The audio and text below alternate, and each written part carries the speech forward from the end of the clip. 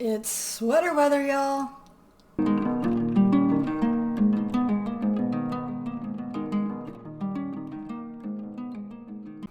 Hello, welcome to Lathe and Loom podcast. My name is Cher, and I am coming to you from Eastern North Carolina on the east coast of the United States. Today is October 20th, and we are just getting into sweater weather season.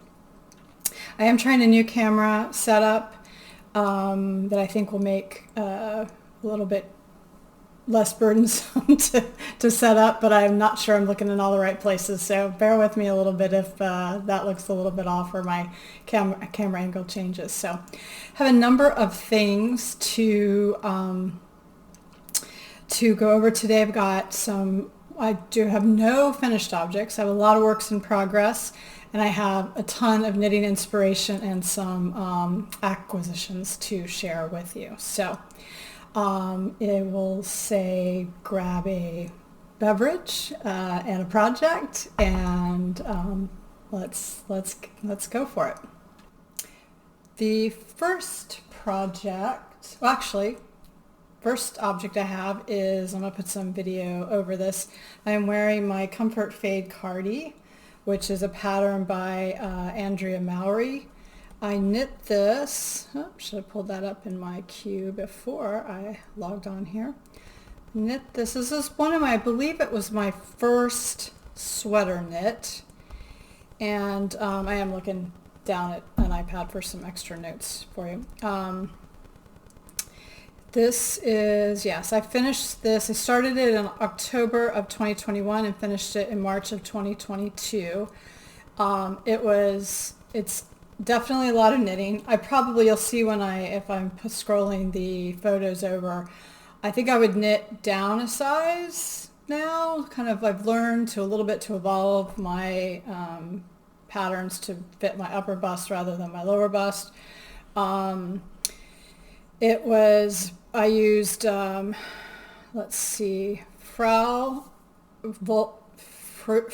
Valborg. I mess that up every time. If you go back to the original videos, I mess that up then too. So I've got some early podcasts where I'm knitting it. Squishy Merino DK in the colorway Dahlia. And I'm trying to remember which colorway that one is. Actually, that's the paler pink, this one.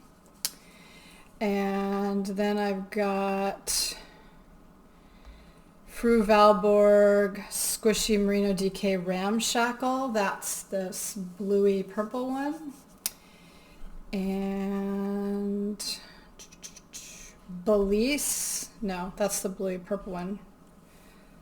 Ramshackle is this gray blue one. Belize is the bluey purple. Everything is backwards in this camera. I'm going to have a lot of trouble. Bear with me. And then the last one is Life in the Long Grass DK Twist in Garnet, and that's the dark colorway here. So, do I have any interesting notes? Not really. I did this with Portuguese purling because, of course, it's back and forth. So that was a good way to get used to that. I love the shawl collar on this. It's got nice long sleeves. So I really like it. I've got a couple of t-shirts. The color, this is like a pale pink. It's not really coming through that way. That go with it, so you can kind of change it up, which makes it really, really nice. So that's what I've got going on there. So now let's go to works in progress.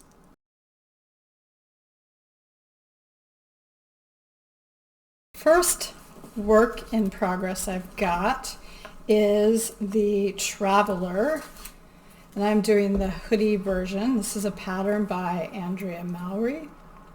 Oh, wrong. I'm going to have to get used to that too. Other side. Pattern by Andrea Mowry, and I cast this on April 28th. And it's kind of been like on and off. So I think I cast it on after we got back from our Ireland trip, and I've had some other knits that I finished up in between. I really want it done before Thanksgiving so I can wear it. I do a beach trip that time of year. So I'm knitting this in Rama Phenol Garn in the main colorway 4130. There we go. And with an accent color, which is attached to something. My accent color is 4132. And so I think this is a really nice combination of colors, and I'll show you what I'm doing with it, because you can it is a one color pattern. But so here I'm at I have finished the body, and I've just picked up for the one sleeve here. You knit the body up to the sleeve separation in the round, and then back and forth for each the front and the back.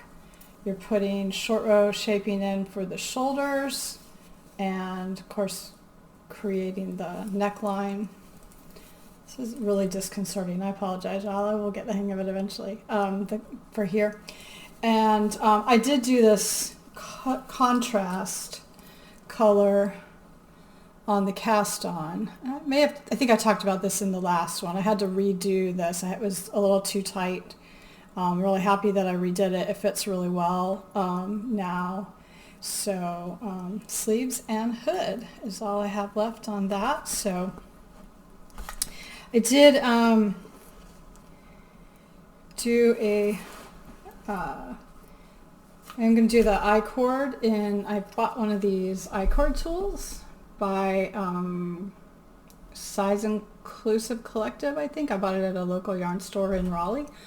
So I've been practicing on doing some of the I-cord there. This is super fast. I mean, I don't really mind knitting I-cord, but it's kind of novelty, right? So I will report more as I go forward with that one.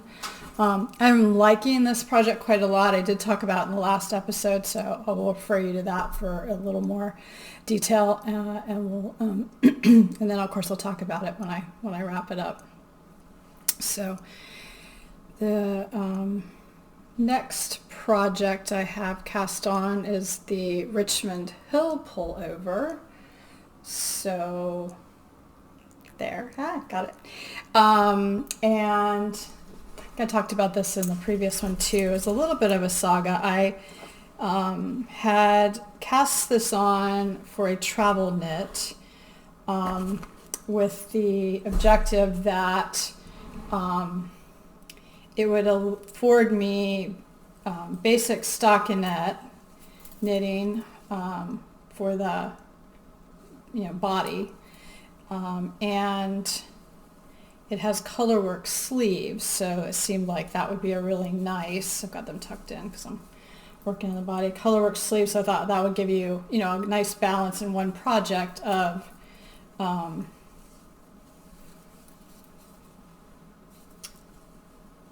colorwork, when you want to work on something more intricate, and you can do it in blocks, and the body. So the first time I knit it, it was just simply too big. So I went down needle size because I used a smaller needle at the top.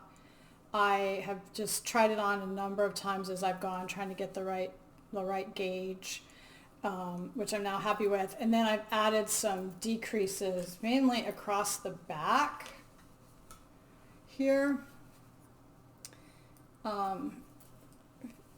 Might be able to see that if I hold it still. I've added some decreases kind of about my shoulder blade, and then on the front down lower here as I'm getting to the waist, just to take in that extra fabric, because I think it looks nice for a fairly fitted sweater.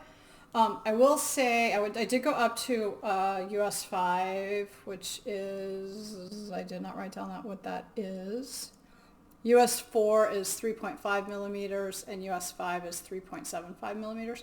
I did go up because I'm using small circular, and I was conscious of the my bicep diameter. The very, very top of it is snug, but not uncomfortable, and I think it looks fine. And then now I've passed the part of my upper arm that's heavier, so I'm just kind of going back and forth.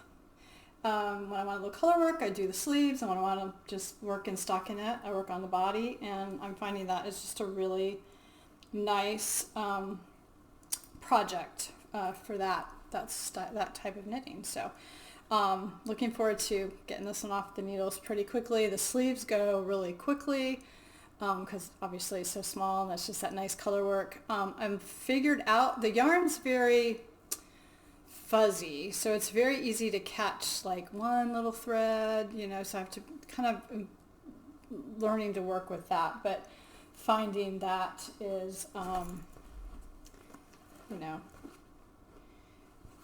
just a learning curve. And this is I think this is a daisy said bag that I was gifted by my family for Christmas. I love this one. And this is another one.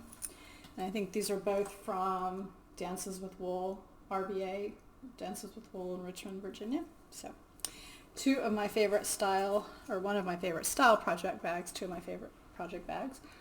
Anyway, so those are the two sweaters that I have in progress. Now, I have a third. Okay. But we're going to stop and talk about socks for a minute. So the other thing I cast on for our trip to Switzerland was a pair of socks, because, sock knitting. So hopefully I will be inserting here just a few of the socks in the wild. So I knit socks on the train. I knit socks while we were out sightseeing. I knit socks at cafes. It's kind of the perfect travel knitting. I've knit them on the airplane. And the yarn that I am using is by Nicole C. Menendez, and I think this is the By the Shore colorway. Where's the tag? I'm usually pretty good about putting my tags in here. I don't have it. It was part of Sock Week 2023 because I got this ruler from Twice Shared Sheep at the same time. They were both vendors for it. I don't know why my anyway, it's not in there. So here is the yarn caked up, and this came with this little mini. Just have in little I do have circular sock machine sort of yarn holders, if you will, but when I run out, sometimes I just use a pair of who wears footy pantyhose anymore. Like I had a whole bunch from my corporate work days when you used to have to do those things. So I'm pretty far along, and honestly I just haven't worked on them since I've gotten back. I did knit them with 9-inch circulars concurrently, or in tandem, I think people call that. Like I'm working on, I do the toe on each, and then so much of the foot on each, and so on. So I am loving how they're working up. So this one I'm farthest along, and it'll look better on a sock thing. My foot is actually not that big. It looks like it's really huge on that. So it's really pretty striping. Here's the heel. I do a Turkish cast on for my toe, which I find super easy and looks really nice. Just a basic square toe. I do a shadow wrap heel, and I do add a couple stitches to give me a little more room in the instep there. And on this one, I started adding, if this will show up, I started adding a little bit of patterned ribbing to increase for the calf. And my only regret in that is now that I'm to that point on here, I need to sit and remember what I did and just catch it up, which probably wouldn't take me an hour. But it's kind of stopping me from picking it up. And I just need to get past the point that, okay, now I can just finish the cuff and go, because I need to get these finished up. They're going to be lovely socks, I think. So I really like this yarn. I'm really sorry I don't have the ball band. I'll have to find it and put the information. I'll try to make sure I get it on my Ravelry page. But I believe it's an 80-20. It feels very plump. 80-20 superwash merino and nylon. But I'll try to find either the listing. I did link Nicole's shop below, and I do have really comprehensive project notes. I should have started with that. With all of the, you can link to my Ravelry, you can get to all my Ravelry projects. If I mention a shop or a pattern, I'm going to detail that and put the designer, and you can look for that on whichever platform that you like to look for your patterns on. So there. So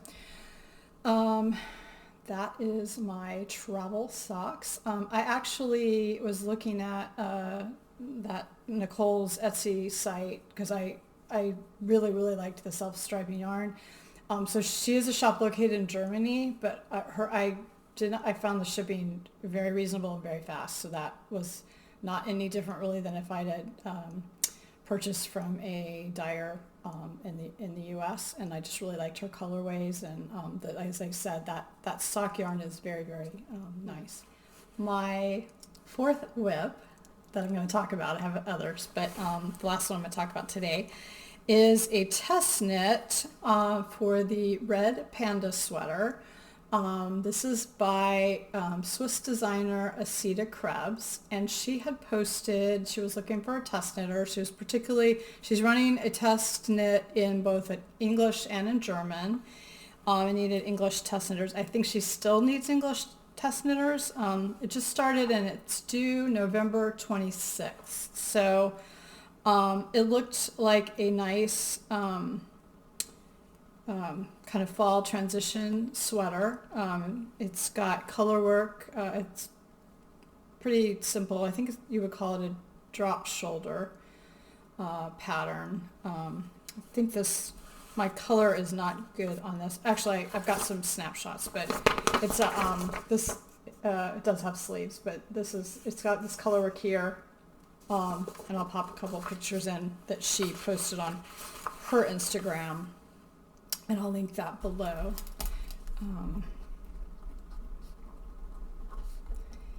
In the show notes. So for this, I'm using a couple of using 2 yarns from Hillside Farms, which is a local to me dyer. And so I did swatch because it was a test knit, so that's what good test knitters should do. The yarn I'm using is 80-20. So I've got, I'll link Hillside Farms below, but it's Cormo, 80% Cormo, 20% nylon. It's her Winsome base. And I've got this purple colorway here and gold. And then I'm also using Whispering Pine Farms. So this is Jen. You've heard me talk about her before with my fleeces. And merino, her mill spun, and this is the 2-ply sport weight. That's her white 2020. So the fleeces that don't go to the fleece auction or other projects that she has, particularly like rams and the neck wool and stuff, she'll send to a mill. So this is her 2020 white Shetland. So the 3 of these together are what I'm working on for this project. And here is where I'm at. I am almost, so funny story. If you have been watching for a while, or actually I think it was just my last episode, maybe 2 episodes ago, where I talked about my failed Queen's cami, where I had knit several inches, including a doubled hem, a folded hem, and when I tried it on, it was about twice my size, which was hilarious. So this is a bottom-up sweater, and I'd done the swatch. I went down a needle size to I'm using a US for 3.5 millimeter to get the gauge. And it took me first 2 tries to even cast on the tubular cast on. Although I will say that, so in the pattern, Asita links to a video she's done. I've never been able to make good sense of a tubular cast on. I think I did it one time for my daughter's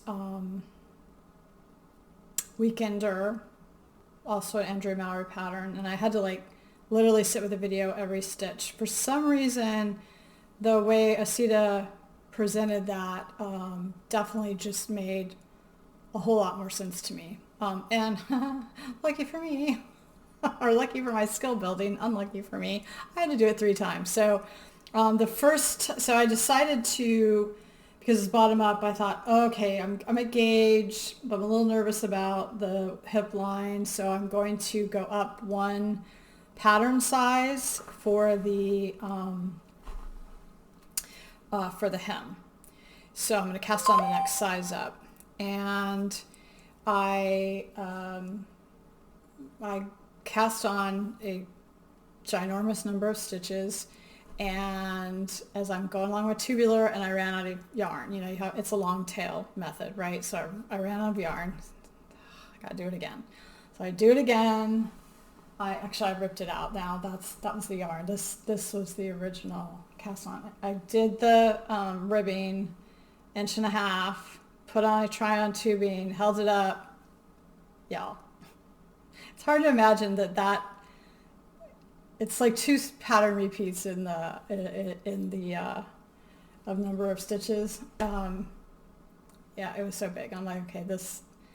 I'm like, oh, I do not want to do this again. It's a test knit. I'm really trying to get going, but I'm like, okay, this is stupid. So like, you have the whole sweater left, and then it's gonna be too big, so that's not gonna work. So I actually didn't rip it out. I thought if I get the other one on and I try that one on and it's too small, then I'm going to just use the other one, and I will steek off whatever I don't need. Like I'm done. So anyway, so I cast it on again, and then I have this long tail. That's what I don't like about long tail methods. And I know you can use both ends of the ball, but then I don't want the knot. So it's really frustrating. Anyway, I always end up with this extra long tail. I mean, you can see here I've got this whole little guy. Wow, little guy kind of curled up. But anyway, got it on. I'm really enjoying the color work aspect of it. This has taken me, this was last Sunday when I was casting on, so I'm actually cooking pretty good. I think I should finish the color work today, which starts back into the main color, and then I'm going to block it, just double check everything's like I think it is, although heaven forbid at this point all I would be doing is giving it to somebody else. I don't think I could make it and recast. I really want to get done because I really want that traveler sweater. So I did take a pause at Knit Group yesterday. I knit about half of it on the red Panda, and then I picked up stitches for my traveler sleeve. So my plan is I'm towards the end of the ball on the traveler. I'm going to finish up that little bit I've got. Oh, here it is. I've got like that much left. I'm going to finish that. I'm going to put a try it on tubing in that, because I'll have everything kind of set up to go. Lovely. Set up to go there. And I've got the stitch markers for all the decreases and everything. And then I will get the other one going so that I can kind of go back and forth and get them. And I'm thinking, because that pattern, that traveler pattern grows quite a bit. She explains that, Andrea Mowry explains that in the pattern. I'm going to want to get to where I think the sleeves are in this range and block it, and get the hood on and block it. Maybe not necessarily in that order. Maybe get the hood on, get the sleeves, and then block it, and then finish up the sleeves. So I make sure I have a pretty good idea how much that's going to grow. So that's important. If you've done that pattern and have any recommendations, let me know. I am noticing there's 15 or 16 decreases, something like that, for my size in the sleeve, but it was supposed to be every so many number of measurements, and I'm finding, I think if I do that, I'm going to run out of sleeve before I finish my decreases. So I've been kind of looking at some of the other project notes for that. Curious if anybody's done that. I would let's see what you would do there. So that felt like a very chaotic work in progress update. That's where I am with my main whips.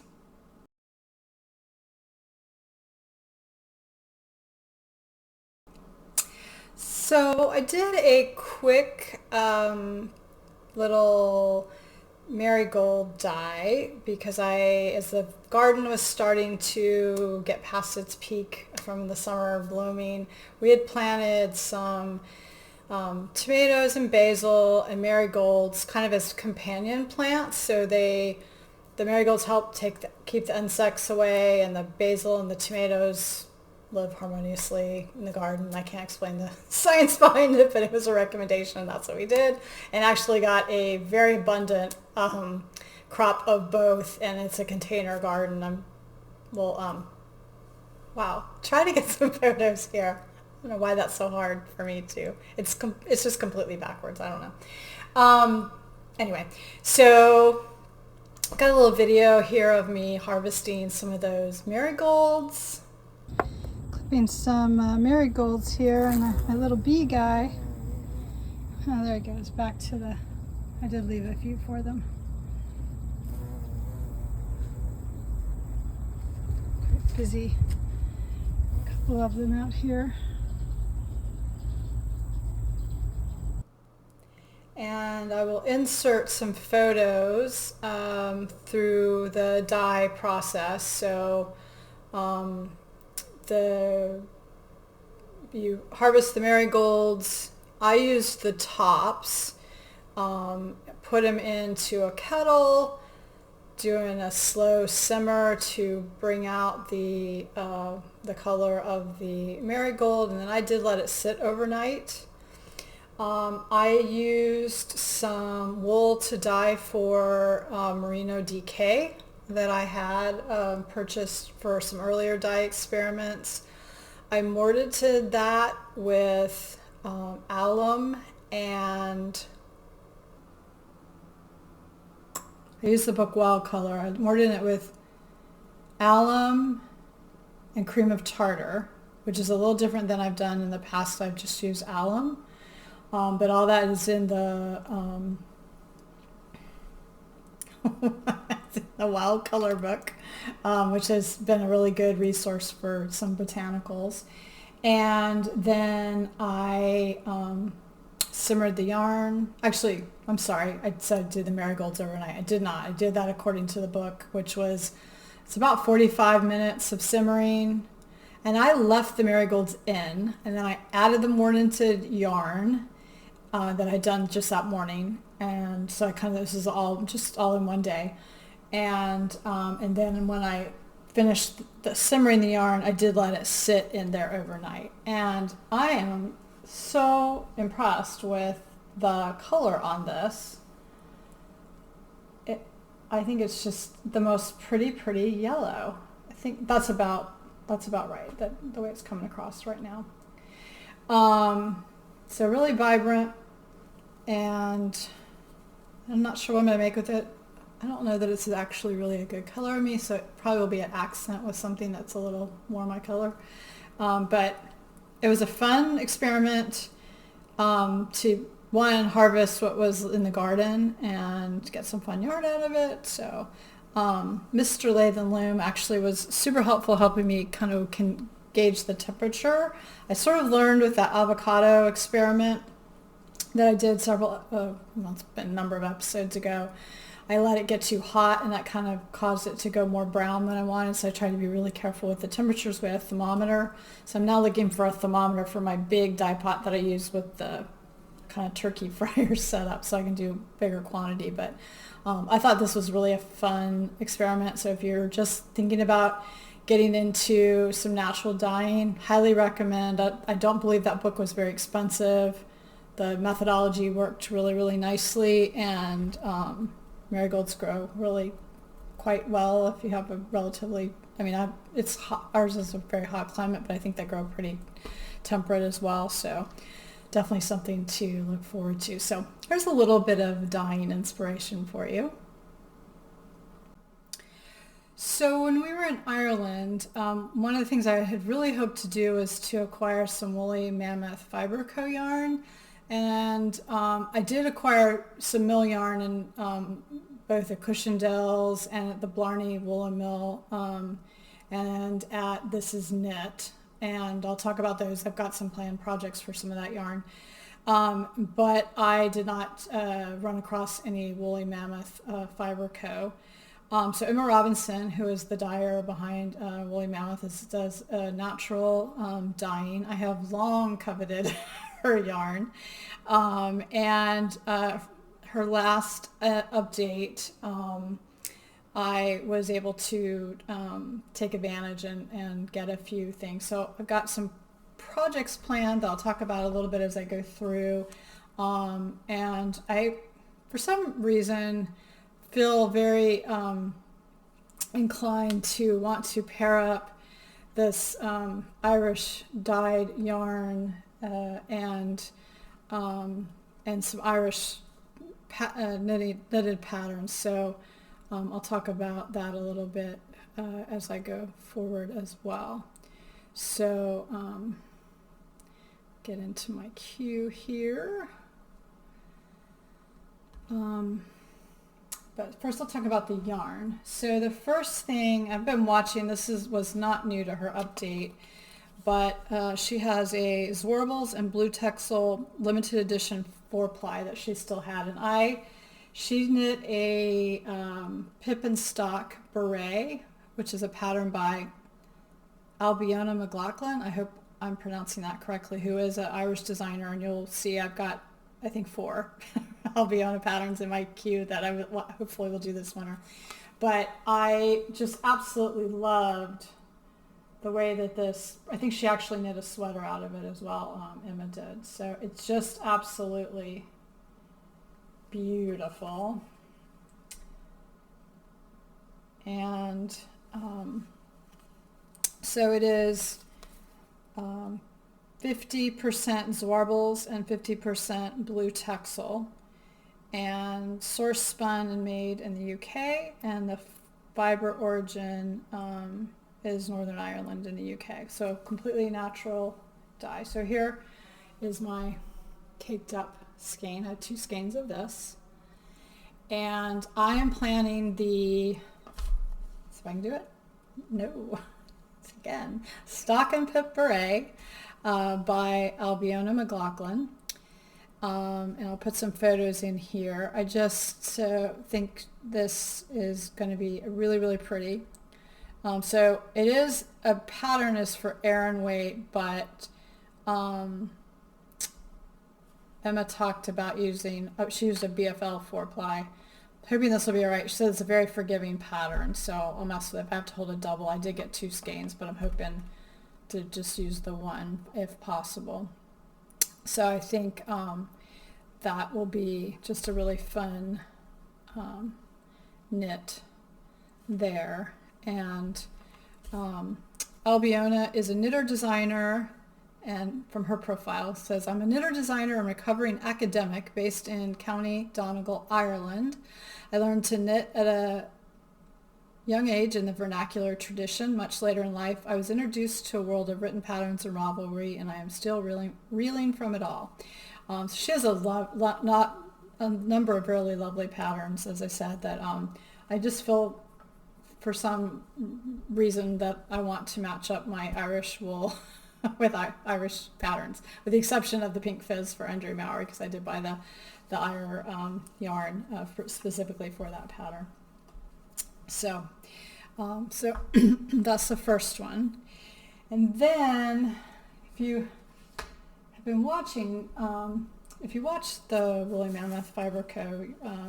podcast, Emma has been doing these botanical, so she does natural dyeing, a lot of it from her garden, and she's been doing these botanical prints on, I can't not get that right, on the yarn, so which is creating these really interesting variegated colorways. And this one, which is called Glitter Cracklin', I just, from the minute she posted it, I just absolutely fell in love with it. It has the most interesting just variation, and so she's, if you have not seen it, she's got the skeins laid out. She's putting the different plant materials on and bundling it up and dyeing it, and then she's getting this, and I think some of them have some other dyes over, but this is showing up a little pinker than it is in real life. It is got a pink, but it just has all these many just little color pops, and anyway, I just fell in love with it, so I wanted to get that. I had thought about using this as a whole body for sweater, and there weren't enough skeins for that because, of course, it's small batch. So I got 2 skeins of that, and then I had watched her update, and I'm really glad I did, because it's a color that if I looked on the website, I would not have got purchased, and it's called Pearlescent. So I have 6 skeins. Can I hold them all up? Let's see. Can I do it? Just to give you a quick high. So this Pearlescent, and even in my camera, because did the same thing with hers, it is coming across tan. It is not. It is the most beautiful.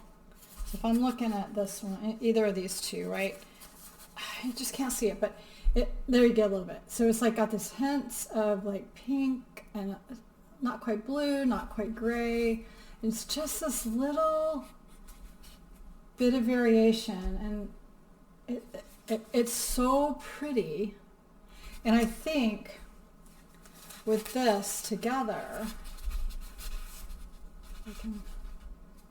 they just really pair up beautifully. I'm gonna have to take camera lessons all over again. I do think this is going to be really faster, so I hope I get better at it, and I promise I will do my best to edit it so it's not chaotic. Thank you for bearing with me. I do think this will mean I will sit down and record easier, because I don't have to do really any setup. I can just grab stuff, and everything's down here, and I'll take it upstairs and set up the camera and the lights and all that. So daylight's my friend. Anyway, back to the yarn. So anyway, I just think this will be really pretty. So again, I went to Ailbíona's patterns and thought, okay, what do I want to, let me start there. And where I have landed on is a pattern called, I hope I'm pronouncing it right, Móinéar.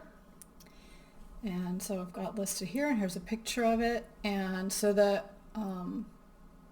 sample is done in this beautiful green and red. But I just love the botanical, and if you look through some of the different ones, so I'm reversing it a little bit by I'm going to put the color work as the motif, and then this in the background. But I think it'll just be so pretty. And this is knit with size needles. So Aran weight, which is I think UK Aran weight worsted. 17 stitches and 23 rows on a US 8. So everything I'm knitting right now is like a US 3 or US 4, so 3.5 or 3.75 I think it was. So US 8 is 5mm. I'm craving a pattern with a different a different gauge. So my next two patterns, this one and then one I'll talk about, the next one will be, I can't wait. So I'm like, really want these other ones off the needles. So my package came wrapped really pretty, and you know, very natural stuff. I've saved all the wrapping that I've got so I can reuse it for either storage or other types of shipping. But it was very nicely compostable materials and so forth. So definitely splurged, definitely not something, I mean, the yarn, I mean, it's 26 pounds for the skein, which it's the exchange rate that's not phenomenal for us, right? I think for the extra time and materials, when you think about it's a lot more labor intensive than chemical dyeing, right? So, and the yarn, and it's beautifully, you know, Irish or UK sourced yarn. So, super excited about that. Matter of fact, I didn't say that. So this is her natural DK base, and it is 50% Cheviot, 50% blue face luster. So fiber origin is United Kingdom or UK and dyed in Northern Ireland. So, so I'm really, really happy about that. But I think it's going to just be a lovely project. So I'm dying to cast on, but I'm committed to getting some things off. I got to get through the test knit, get my traveler done. After I get those two done, I might go ahead and cast on, even if I'm still working on the other one, because I think the other one will go really quickly.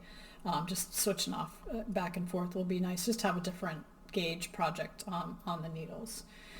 So those are my acquisitions. I also, and I'm not going to show it here because I'll show it when I talk about the project. When we were in Ireland, I did get some, oh my gosh, I just said the name of the mill. I forgot the name of the mill. Oh, anyway, I picked up some Donegal tweed at the Blarney woolen mill. That's what it was. And I'm going to look at, or the pattern I've picked for that, also an Ailbíona McLochlainn, and that is a Saglan sweater. I should look at that to see if I'm pronouncing it correctly. She was super nice. Yeah, no, there's no phonetics there, so hopefully that's right. Saglan pullover. And so this is a hybrid between a saddle, shoulder, and raglan construction.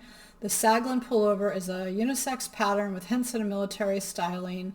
The main feature of this design is the flare of the saddle shoulders, which creates a structured silhouette with the flexibility to accommodate individual differences in shoulder width and slope. Highly adaptable pattern designed to fit a variety of figures and stylistic preferences. And there's now this is very, very recent update, two versions of that. There is the original DK Aran weight and then a newer fingering sport weight. So depending on, season or climate or knitting preference. Some photos of that here, and we'll be casting that on. I'm not sure which one I'm going to do next. Part of me is like, well, if I do that one, it's super simple, I can get going. Anyway, those are both my winter projects, along with the Stalk and Pip Beret. So those are kind of like, and the last one, I think that, let's see what else I had in my queue I wanted to talk about. So yeah, so in the queue I've got right now Stalk and Pip Beret, so with the Zorbal's Blue Texel, the Saglan with my Blarney woolen mill, DK, tweed DK, the Móinéar with the Woolly Mammoth natural DK, and then the other thing I have that I'm thinking about is the Cutting Edge Vest, which is another Ailbíona McLochlainn pattern. I'm actually thinking about doing this one in Plötulopi.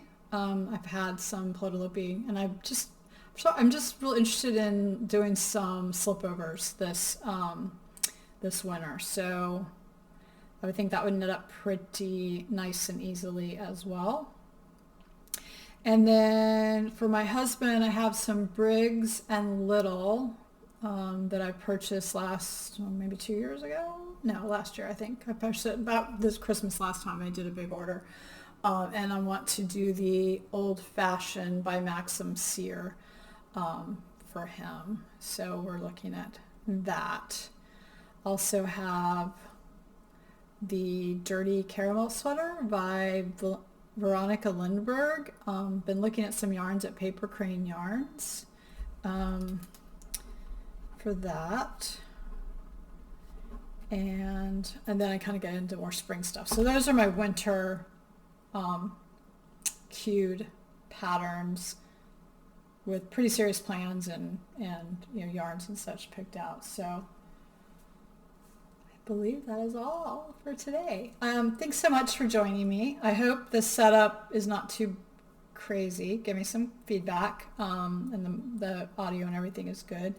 I think it'll allow me to record more often and more easily because I can do it in snippets, and it's all kind of everything's right here. So more to come on that, and thanks for bearing with the change over. I would love to hear what you're working on, what your plans are for the knitting season, whether you're going into winter or summer, depending which hemisphere you are in. I know many of you are working on the Go-Go Dynamo. I elected not to do that. I still have one half done from 2 years ago that I thought I would rip it out, but then I'm like, it's in all those pieces. Anyway, that'll be a discussion for another episode. I've got the towels still on the loom. I'm looking over there at the loom.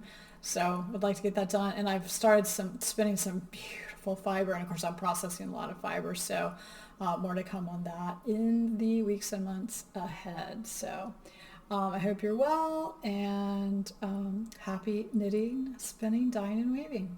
Bye, y'all.